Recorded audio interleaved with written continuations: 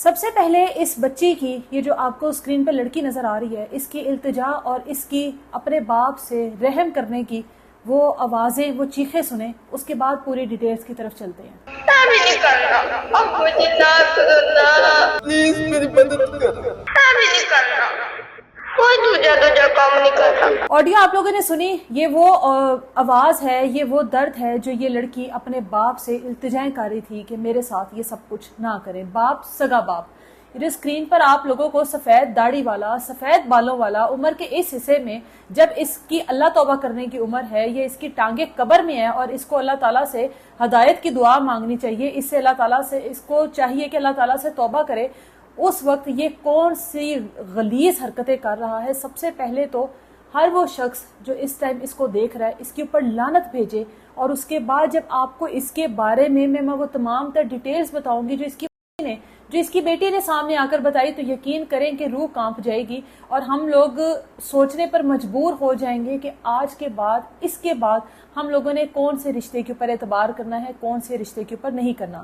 یہ لڑکی جس کا نام ہے خنسا، یہ 3 بہن بھائی ہیں، ان میں یہ سب سے بڑی ہے، اس کے دونوں بھائی جو ہیں وہ اس سے چھوٹے ہیں۔ اس کی والدہ کا جب انتقال ہوا تقریباً 8 سے 9 سال پہلے، والدہ کے انتقال کے 2 سال بعد دادی فوت ہوگی۔ دادی کے ہوتے ہوئے، ماں کے ہوتے ہوئے سب کچھ ٹھیک تھا۔ دادی جب فوت ہوئی تو اس کے بعد اس کا برا وقت شروع ہوا۔ اس وقت اس کی عمر 12 سال تھی۔ جب 12 سال کی عمر میں گھر سے ماں کا سایہ اٹھ گیا، دادی کا سایہ اٹھ گیا، تو یہ جو یزید باپ ہے نا، یہ اپنی بیٹی کو اپنی بیوی سمجھ بیٹھا۔ یہ اپنی بیٹی کے ساتھ وہ تمام تر حرکتیں کرتا رہا جو اس کو نہیں کرنی چاہیے تھی، جو اس کا کرنا بنتا ہی نہیں تھا۔ یہ اپنی بیٹی کے ساتھ وہ سب کچھ کرتا رہا۔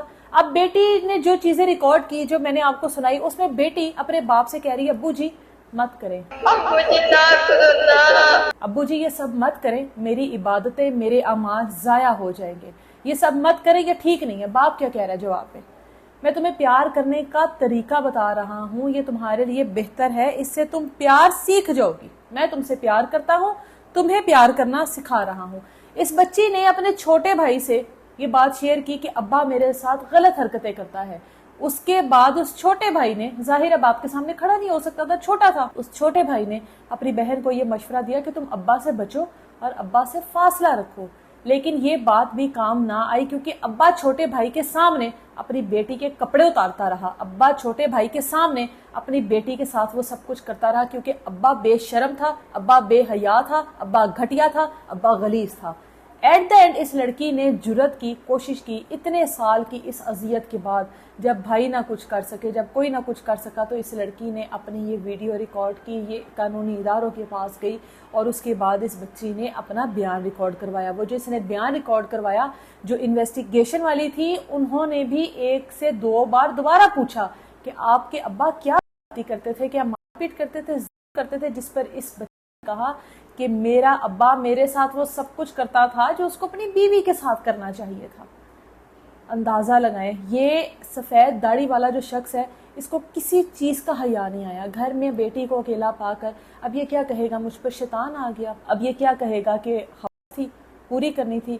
1 بار 2 بار، ہر بار شیطان آتا رہا۔ اس نے اپنی بیٹی کو اپنی بیوی سمجھ لیا، یہ اپنی بیٹی کے ساتھ اپنی بیوی والا تعلق بناتا رہا، اور اس بے شرم کو شرم نہیں آئی کہ یہ اپنے چھوٹے بیٹے کے سامنے یہ سب کچھ کرتا رہا۔ اس بچی نے آخری ٹائم یہ جو آڈیو ریکارڈ کی تھی، جب اس کا ابا اس کے ساتھ وہ سب کچھ کرنے کی کوشش کر رہا تھا، یہ وہ آڈیو ہے جو کہ آپ لوگوں کو سنائی گئی، جو کہ اس بچی منظر عام پر لے کر آئی، اور آج یہ بچی انصاف کی منتظر ہے۔ اس کا کہنا ہے کہ اس کے ابا کے خاندان والوں کی طرف سے کوئی بھی اس کے ابا کی سائڈ پر نہیں ہے، کیونکہ یہ سب چیزیں جب اس نے ان کے سامنے رکھی تو انہوں نے کہا کہ اس آدمی کو سزا ملنی چاہیے۔